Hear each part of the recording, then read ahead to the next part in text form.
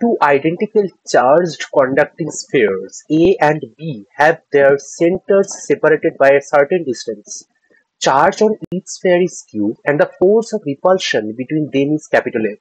A third identical uncharged conducting sphere is brought in contact with sphere A first and then with B and finally removed from both.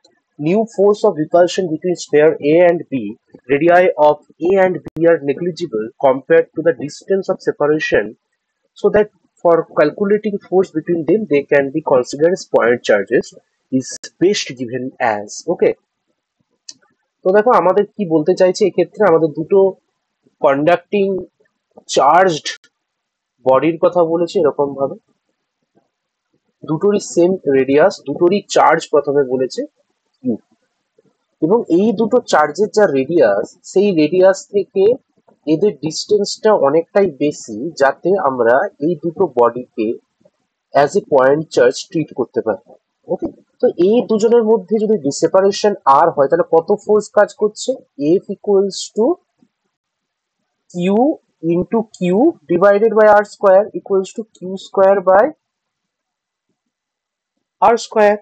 এবার দেখো বলছে আরেকটা charge, আরেকটা body যেটা uncharged এরকম, সেটাকে আমরা একবার এই বডিটার সঙ্গে টাচ করিয়েছি, এ বডিটার সাথে টাচ করিয়ে আবার বি বডিটার সাথে টাচ করিয়েছি, দেন সেটাকে সরিয়ে নিয়েছি।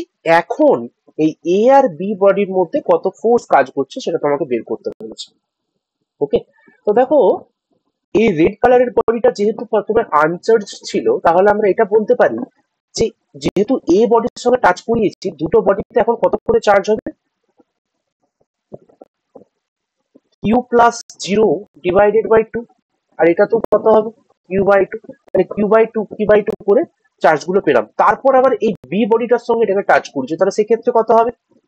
Q by two plus Q, মানে এটাও সেম হবে Q by two plus Q divided by আবার তাদের অ্যাভারেজ। ওকে, তাহলে কত পাচ্ছ দেখো?